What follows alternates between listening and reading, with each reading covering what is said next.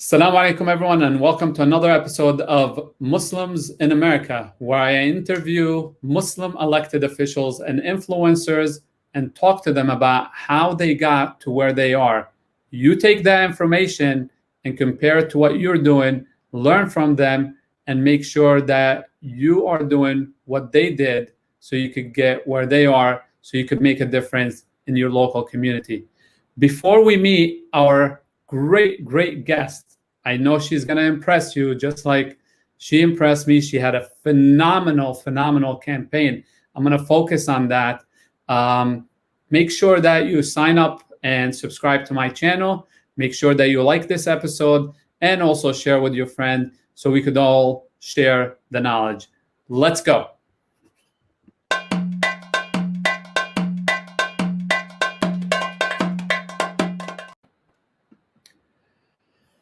Assalamu alaikum wa rahmatullah, Sister Abrar, and thank you for joining us tonight. It's a pleasure and an honor. Abrar Omeish currently serves as a school board member at large in Fairfax County, Virginia, overseeing a $3 billion budget for 1.2 million constituents right outside of Washington, D.C. She is the first Libyan ever elected in the U.S. history, and the first Muslim and youngest ever elected in her role.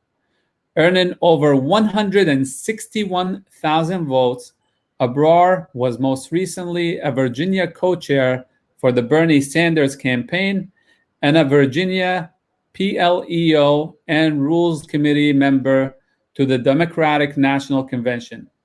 She holds a double bachelor's with honors from Yale University and is currently a dual MPP JD student and Blume fellow at Georgetown. Abrar, thank you very much and welcome to Muslims in America. Thanks for having me. I read your bio, but what is between the lines? What is it that we don't know about you? Can you tell us a little more about yourself? Yeah, thank you for the introduction, and assalamu alaikum to everyone. It's always easy to see the final product, and you're reading a bio that lists some of the things I'm working on now and the accolades that people can see from a distance. But honestly, subhanAllah, it's a struggle to get there. So, if I'm to share a little bit about me, I'm the oldest of four. I was, while growing up, certainly the guinea pig when it came to my family and acclimating themselves and understanding what opportunities are out there. You mentioned the Libyan piece. So my family came here from Libya. And that was, of course, an immigrant experience that I grew up with. And I, have reconciled many questions, whether it's, the deen and how that confronts society, having to reconcile identity. Those were all things that were very formative in getting me to where I am now. And alhamdulillah, turning that into a source of strength and power for me in the work that I do. So, I was a Girl Scout when I was younger. I was, telling you a little bit about that. I've generally been active here and there. And I can speak to that further, of course, but that's a little bit more of a personal tidbit to kind of be a teaser for the rest of the conversation. Awesome. Abrar, you won in November of last year, less than a year ago. You and I spoke on national stage where you impressed and wowed everybody. You caught my attention when I saw the way you're running your campaign. And I said, this is a fantastic campaign. I mean, you just grabbed everybody's attention. But you were also one of 3 Muslim women who were elected last year.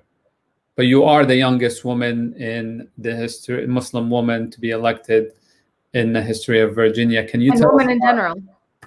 Yeah. Can you tell us about that? Yeah, absolutely. Alhamdulillah. So now it's something I can celebrate, right? No doubt it was a challenge when it was all happening and when I had to prove myself. But I was, very fortunate to be elected amongst a couple of Muslim women who are really incredible. And we, alhamdulillah, kind of set the tone for what it means to be included in the state. and the fact that we belong just as anyone else. And to put that message out there. I remain the only one who's visibly, wearing hijab, and that came with its unique challenges as well. But I will say, being among the youngest, there have been a lot of reflections I've had over time, being in the role, and then of course throughout the campaign. It started off as something that was a challenge to overcome. It's very difficult sometimes. First of all, coming in looking different, that's its own, right? And then being young, people often conflated the two in the way that they looked at me as just someone who wouldn't fit. I mean, when you close your eyes and imagine, what does a politician look like? You don't imagine someone that looks like me. You certainly don't imagine someone, in their early 20s or someone wearing hijab. So, it was something that certainly was a source of challenge, but turned into a source of many opportunities and has really given me an appreciation for the varying perspectives that come to the table. Awesome. So what made you want to run for office? Were you locally active before? Of course. So, kind of touching on the point I was mentioning earlier, that you see the final product in a position someone is in. But the key was for that to happen organically, right? So that there was a point at which I realized that the next step would be running for office.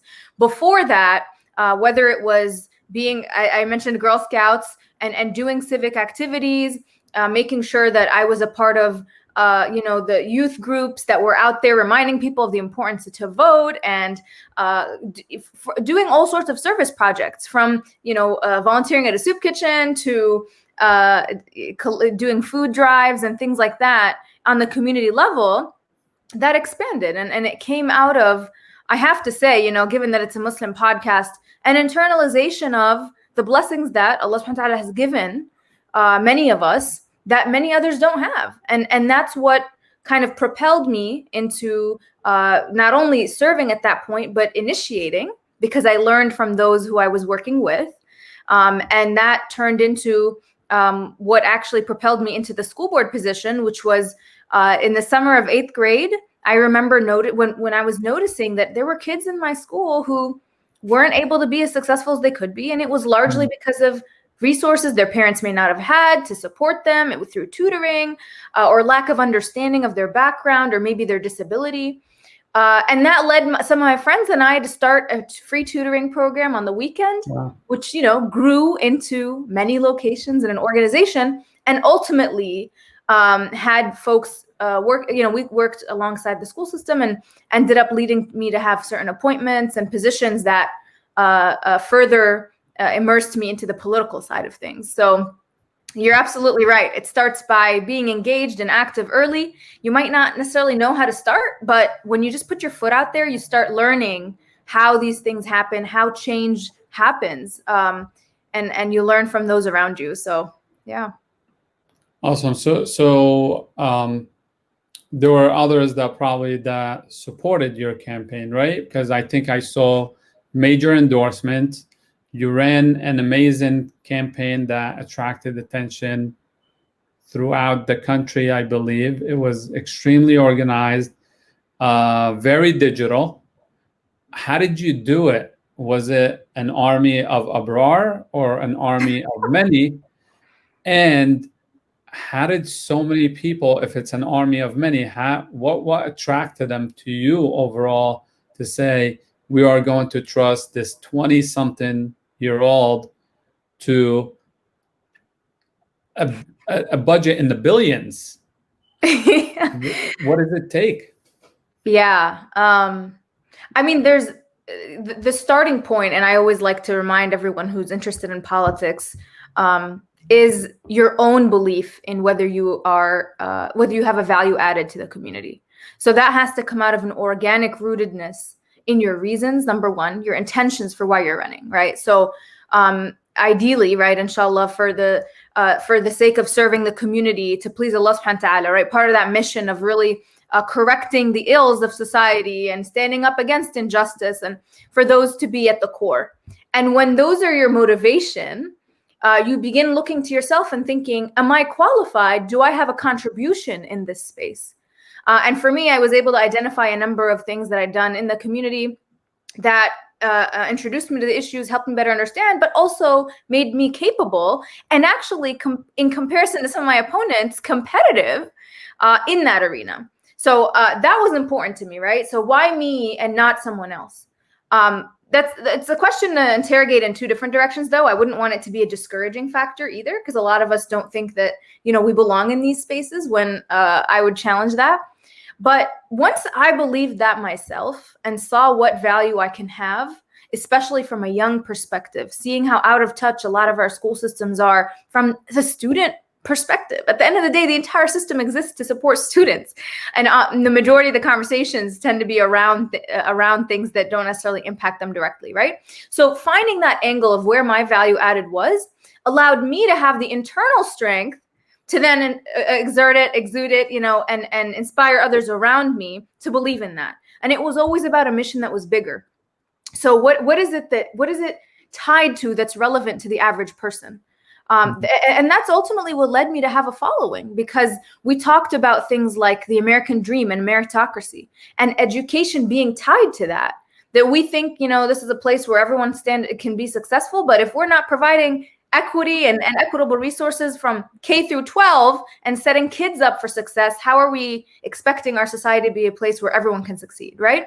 So I tried to tie it into what's relevant to you personally, and to tap into the broader themes that folks care about. So that was a big aspect of it. And then the team mindset. Campaigns tend to have this kind of typical, a canned campaign, right? You've got your finance team, you've got your field team, you have a campaign manager. And I knew the framework existed, but we dared to believe, we dared to imagine that it could be bigger. So rather than asking myself the question, how am I going to hire and finance this structure, which everyone tells me is how a campaign is successfully run, I'm going to ask myself, how can I inspire and mobilize the community to come out for something they believe in that I can persuade them to believe in, right? So at that point, you can become more creative. Like with our team, we brought people who had zero campaign experience, who were out there knocking hundreds of doors, and that was only because we made it relevant to them. We included them in a team. I was a team member. I'm not the leader who they're following, right? I am someone who's investing in them. They're investing in me, and we're all investing in a common vision. So those were really key components of it.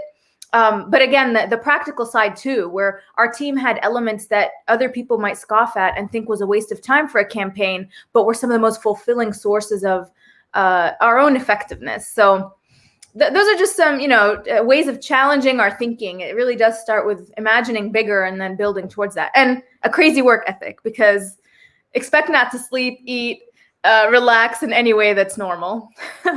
Yeah, well, I'm getting the message that you were campaigning with passion based on issues, obviously, and that passion was driving everyone, because you were, responding to the needs of the people. Great. So you got a job in Prospect Park, New Jersey, 2022. Then. Oh my goodness. All right. So is it difficult to run a campaign with the hijab on? Can you speak to some of the challenges and the biases that you went through? Absolutely, yeah. I will say though, it's easy for me to say it was very difficult, and it was, but it was also a source of inspiration and power against that difficulty. So I'll comment on that in a second. But there were definitely assumptions made. When you walk in the room, people ask you if you're lost, or if you're new. When I'm like, I've been in this party probably longer than you've been. So that's the kind of thing you encounter for sure, right? These assumptions.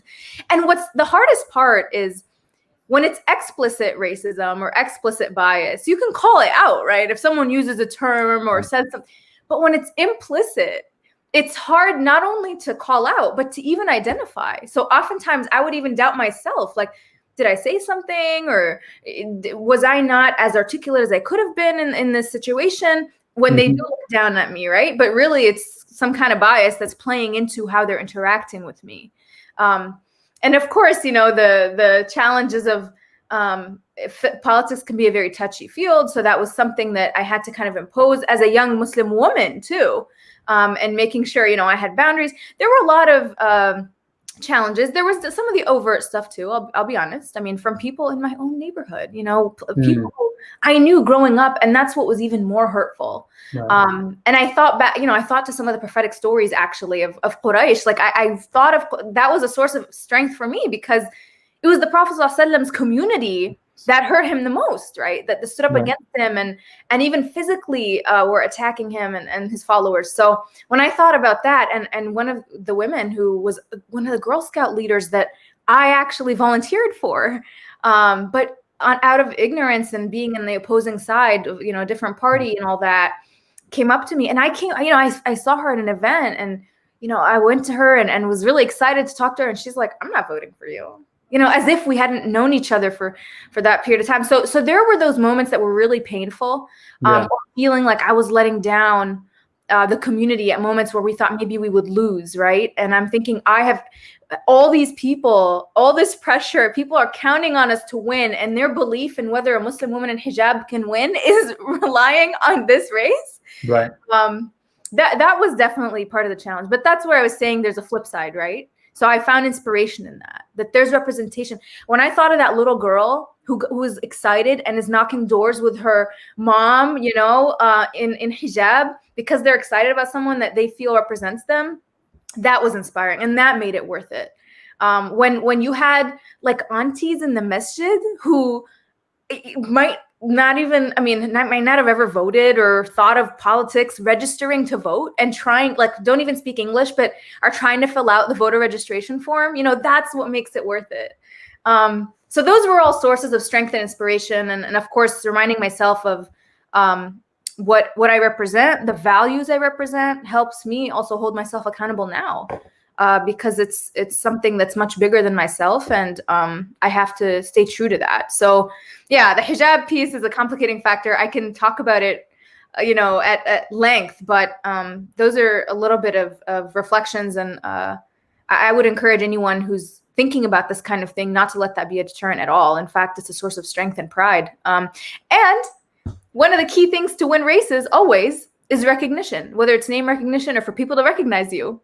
And this makes it the easiest thing ever. No one ever confuses you, unless there's like another hijabi, then it's a problem. But no, I'm joking. I mean, it has helped with that too, in a more lighthearted note. So thank you very much, and we truly appreciate the fact that you're putting yourself out there. I could walk around, no one can identify me as a Muslim unless they know my name or unless I say I'm Muslim. But obviously, you're out there, your hijab is your identity, but you still braved all the racism, the biases. So I pray to Allah subhanahu wa ta'ala to protect you and all the sisters who ever decide to run for office with hijab. Now, let me ask you, what are some of the current initiatives that you're working on, whether it's related to the Board of Education or whether it's just civic or personal? Yeah, that's a long list. I will pick a couple. So on the school board, ever since getting here, my mission has been trying to find ways, whether creative ways, ideally innovative ways, to bring about equity. And not only, to say, okay, let's train our staff and have them think about this better, but structurally, systemically, how can we make changes that fix the imbalance, right? Because there are so many that have been disadvantaged over many years. So one of those projects right now, which we actually discussed in a meeting yesterday, we're going to discuss in a meeting tomorrow, is Thomas Jefferson High School's admissions. So Thomas Jefferson is the top high school in the country, and wow. It's in our county. And there has been a huge controversy about why we're changing this process, what process should come in place of it. And throughout that entire conversation, there are many underlying, biases and different perspectives on race and class, and whether there's a belief back to the meritocracy, American dream points, whether that even exists. So that's a huge kind of thing that we're tackling right now. There have been a number of initiatives that I've tried to work on related to mental health, especially with COVID, related to supporting English language learners who tend not to have the same voice in the political arena that many other communities do. So those have been some steps on the school board, and elevating student voice. That was something that way early in my first week, we put in what's called a forum topic, but essentially like a motion to direct the superintendent to change some of the processes to improve that.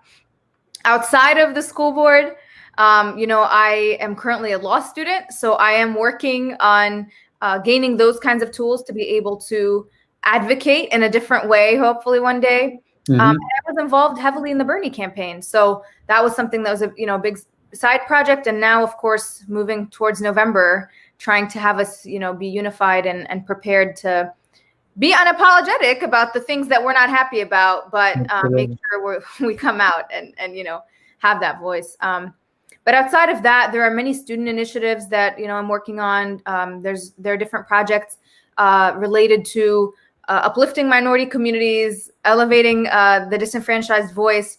We have a student initiative that's working with lower income families to try to make sure they have access to resources and understanding of what's out there for them. We have the student initiative that continues to offer free tutoring. So there are many different things, and I constantly try to organize and find the best ways to be efficient and effective without losing track of the various pieces. But how do you juggle all that? It's been a huge learning curve, but I've really been researching. Ways to be more efficient with time, ways to track. So I track my day minute by minute. I have 10-minute intervals, and I try to really be intentional and then reflect at the end of the day to see, okay, where was I effective? Where was I wasting time? Where could I have been, delegating something that I didn't necessarily have to do myself? So a lot of that reflection has been helpful, and it's been very intentional and deliberate. So I have an entire kind of student team of folks who help, who are my interns, and they manage and input a lot of their passion and work into that, and we work together ultimately towards that again collective mission of doing the work effectively. So those have been some of the steps, but reflection has been very helpful in reorganizing myself and really finding, the 80-20 rule or the Pomodoro method or, real efficiency techniques that I've tried. Right. And I'm glad you have time to meet up with me. So thank you very much. Oh, no, of course. So here's, maybe it's an awkward question, but is higher office in the future for you? Inshallah, we'll see. I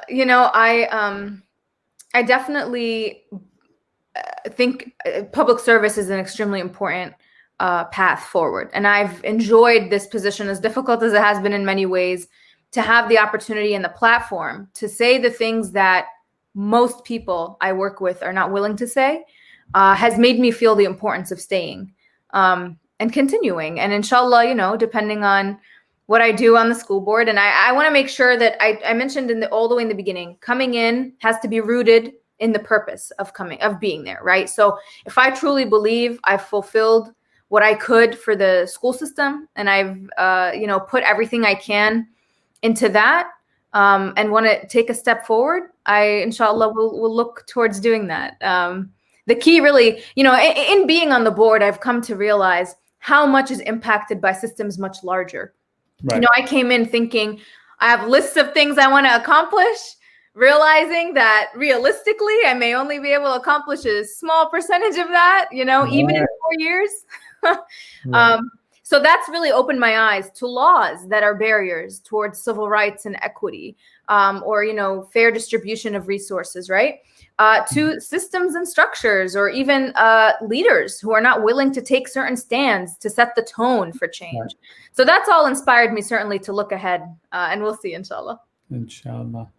So I've asked you a few questions and you've answered them very well. So I thank you very much. But what words of wisdom can you share with anyone who's interested in becoming either politically active or just want to be involved and engaged in their community? Yeah. I mean, the starting point really is much closer to home than you would think. That's something that, as I said, from a distance you can see, and it's daunting. And we tend to think that person won this seat. I need to be like that. I need to be an elected position, or that person accomplished X, so I need to do X. Instead, I would think, what is it that could be your mark, and to begin immersing yourself in those spaces. So I never could have made the leap to say I'm going to run for office had I not spent years before that doing the work that led me to be in a place where I could understand how to put that together, and understand the issues enough to actually be someone who might have something to offer. So that's educating oneself and maintaining that level of humility by going out and exploring and meeting people and asking questions and showing up to meetings that you may not even understand what is being talked about. It's funny when I think back, like there were times when I would show up to some of these party meetings or board meetings. I would sit in that audience and I really would not understand anything that was going on. And now I'm one of the people making decisions on these things. So that's one, is to really immerse yourself and increase yourself in knowledge. And the most important one, I go back to the core. If you're not content internally, you can't be a source of strength and inspiration for other people. It's just not, you're going to break. I've seen it. And so I would really invest in your spirituality, in your relationship with Allah subhanahu wa ta'ala. I can't emphasize that enough, because you will be tested. And if you're going to enter this arena, you might not even realize the ways you're tested, right? You might not even identify the tests, and you might end up caving to pressure, or not being a little less than honest sometimes. So I always find that to be the most, it always goes back to that piece of advice that your mom told you, or, the auntie in the masjid tells you, really, to be committed and have red lines when it comes to your relationship with Allah subhanahu wa ta'ala. Absolutely. So in Virginia, boards of educations are county level, correct? Yeah. Well, so do you have local boards? Like New Jersey, there's like 600 school boards. It's incredible. Yeah. So the way it works for us is we have 9 districts. One person represents each district, and then 3 people represent the whole county, which is all the districts. So that's I'm one of those 3. But and you're nonpartisan as well, right? The boards of ed? By law. By law. Same here in New Jersey. But you do mention that you went to party meetings, so I'm assuming that's your involvement within the Democratic Party. And obviously you could. How do you separate between the two? Because a lot of people don't understand that you could be a Democrat or a Republican and still run for a nonpartisan position. Yeah. I started off really wanting to be independent. And I wanted to say that I don't have loyalty to an ideology. My loyalty is to what's right. And so that can be on this side, and sometimes maybe it's on that side. On a practical level, and this is why I mentioned the importance of really immersing yourself to get a sense of what's going on. But it's nearly impossible. What ends up happening is the law sets in place this party neutral responsibility, which is the school board seat, for many good reasons, right? Because you don't want politics to be what guides decision making for kids. That should be the primary focus, is what is good for kids, and what is good for education. And we've seen, I can speak to many ways that the politics this time around with the presidency and everything have negatively impacted our work on a local level.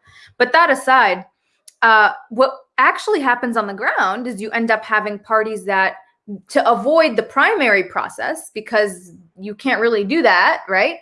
They endorse. And so they have their own closed primary for party membership. And the parties have, especially on a local level, a lot of control, depending on how organized the party is. But because they control the sample ballot, right? When people go vote, they're the ones that hand out that sheet. So it ends up being a soft form of power that determines the outcomes. So it ended up playing a significant part and was a countywide primary as a result of that. Wow.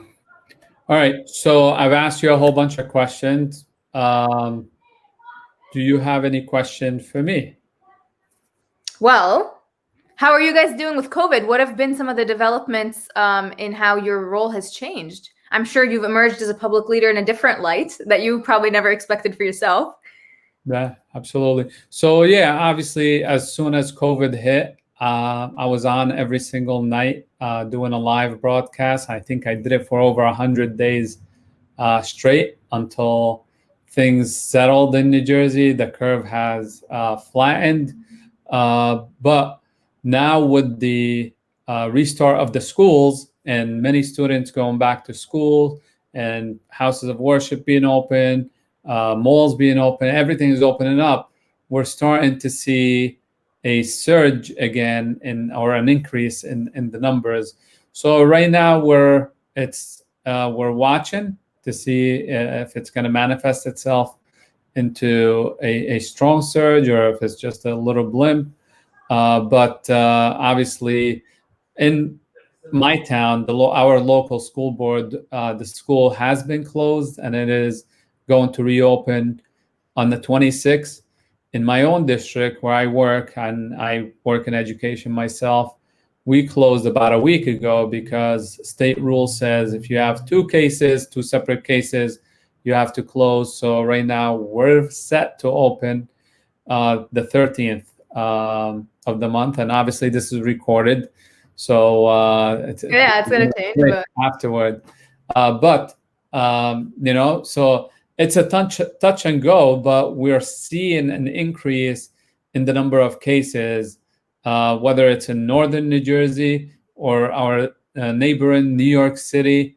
So everybody is, watching, but we're trying to educate the people as much as possible. Our town gives out free masks. We are going to give hand sanitizers. We do what we can do, but the best thing to do is to educate, and hopefully the residents cooperate, and they have been cooperating. So the rest is in the hands of God, but we need national leadership to set a good example, because that would help tremendously. Yeah, no doubt. I mean, we've seen the same. So, but no, I mean, the locality is certainly lucky to have a mayor that they've been able to trust over many years. And honestly, it is incredible that you've been doing this much longer than most of us in the recent time of waking up to Muslims being in politics. At least when we talk about the immigrant communities in particular, right? We have folks who've been here generations and generations, but so I commend you for that, and really am inspired to know that you've been out there with the name Mohamed Khairullah in office, for much longer than I could have imagined someone being. Alhamdulillah. Yeah, it's been 19 years now. So, but who's counting? I've been in the United States 29 years. 19 of it has been in public office, and prior to that, I was a volunteer fireman, a volunteer at the local hospital. So, and I see this is the theme that the audience of this show will hear from every single person. Get involved first, then things will just roll. Exactly. Not many people can bring in $1 million and jump into a campaign and get the full endorsement of a party or people. People need to believe in you, and that's the key. When you get involved, then you change the narrative about Muslims. Whether you have hijab, whether my name is Muhammad, when we are involved, we drive the narrative, not the media driving the narrative of who we are, because people know us on a personal level. It's about relationships. Exactly. People can't deny the truth that's in front of them. When they see a kind person who's willing to serve them, they're drawn, and they, are willing to have them serve them further. So absolutely. Yeah. Do you have a 3-year or 4-year term? Our term's 4 years, so just wrapping up the first year. Okay. Kind of daunting. Year 1. Okay. Yeah. Awesome. So I wish you tremendous luck. Thank you. People can reach you on social media. what is it? Instagram, Facebook, Instagram, Twitter, Facebook, Twitter. Yeah, all three of those. And all at Abrar Omeish. yeah. So, ladies and gentlemen, you have a wealth of knowledge, a ball of energy. You're too kind.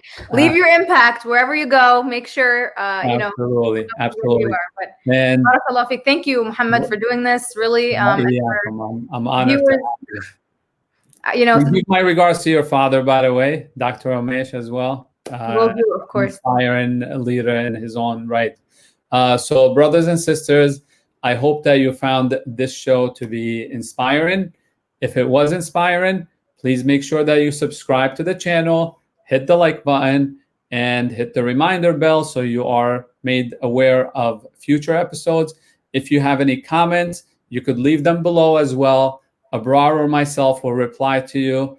Until we meet again, be safe, be blessed, and be active.